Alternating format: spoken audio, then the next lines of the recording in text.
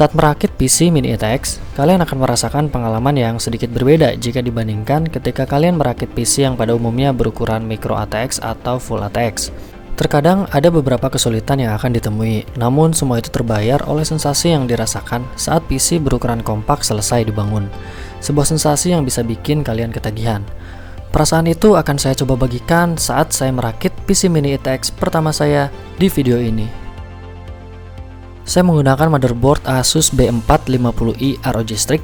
Secara keseluruhan, motherboard ini memenuhi standar saya untuk sebuah motherboard ETX. Support Ryzen 3, desain apik, harga terjangkau.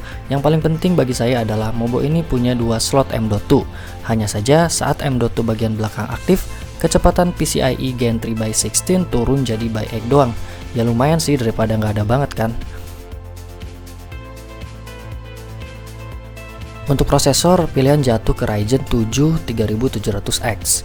Seperti biasa, saya beli second hand dengan garansi resmi yang masih berjalan. Lumayan kan? Setelah saya pakai selama 2 bulan terakhir, jumlah cores di Ryzen 3700X ini membantu sekali workflow saya saat melakukan editing video dan rendering 3D di Blender. Sejauh ini 3700X saya biarkan berjalan stok tanpa overclock. CPU cooler masih saya pakai bawaan Ryzen, tentu akan saya upgrade di kemudian hari, karena masih mempertimbangkan antara menggunakan air cooling atau water cooling. Ini RAM udah lama banget sih saya pakai, Corsair LPX 2x8GB dengan kecepatan 2666 MHz.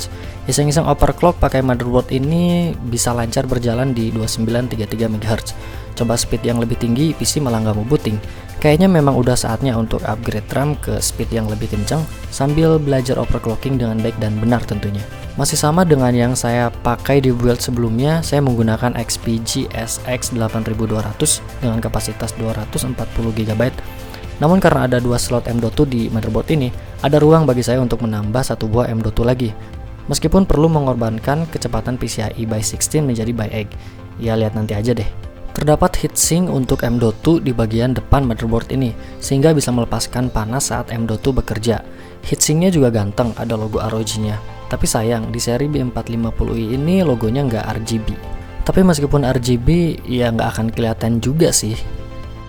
Untuk kartu grafis, saya putuskan menggunakan Radeon RX Vega 64. Kalau netizen sih bilangnya kartu grafis sahabat PLN.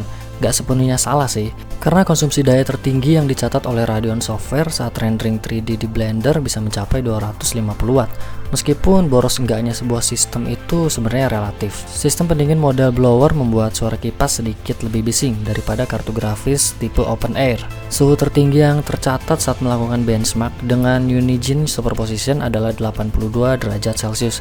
Itu dengan settingan kipas yang default ya. Secara keseluruhan saya puas dengan performanya untuk produktivitas. Kalian juga bebas untuk tuning kartu grafis ini sampai memenuhi kebutuhan kalian menggunakan Radeon Software. Proses pemasangan RX Vega 64 pada casing N-Case M1 sama sekali nggak ada kendala. Hanya saja fitmentnya benar-benar ngepas banget, baik panjang maupun tingginya. Gap antara kartu grafis dan 2 kipas 120mm di bagian bawah sangat tipis sekali. Semua komponen di atas diberi asupan daya oleh power supply tipe SFX, yaitu Corsair SF600 Platinum. PSU tipe SFX memang sangat direkomendasikan saat merakit PC Mini ETX, meskipun ada beberapa casing yang masih memungkinkan untuk dipasang PSU tipe ATX. Saya juga melakukan custom untuk kabel 24 pin motherboard menjadi lebih pendek. Dari yang awalnya mempunyai panjang 30 cm, kini hanya 20 cm aja, supaya ruang di dalam casing lebih bersih dan tidak menghambat airflow.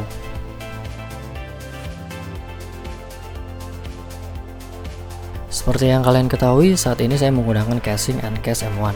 Untuk review lebih lengkap, kalian bisa cek video saya sebelumnya. Pada casing ini, saya menambahkan kipas Noctua NF A12x25mm sebanyak 3 buah, 1 di bagian side bracket dan 2 buah di bagian bawah kartu grafis. Semuanya saya pasang sebagai intake. Ketiga kipas ini menarik sebanyak mungkin udara ke dalam casing, dengan risiko debu yang masuk juga lebih banyak. Istilah kerennya adalah positive air pressure. Lalu bagaimana performa yang dihasilkan oleh PC dengan volume hanya 12,7 liter ini? Berikut adalah benchmark yang saya lakukan menggunakan beberapa software yang umum dipakai oleh tech reviewer. Ada beberapa hal yang kedepannya mungkin perlu saya lakukan di PC ini, yaitu upgrade CPU cooler, mengganti RAM dengan speed yang lebih tinggi, menambah storage agar ruang penyimpanan bisa lebih lega, dan menambahkan fan ukuran 92 mm di bagian belakang casing. Baik, itu dia video rakit PC Mini ITX pertama saya. Semoga apa yang saya sampaikan dapat bermanfaat dan menginspirasi teman-teman semua.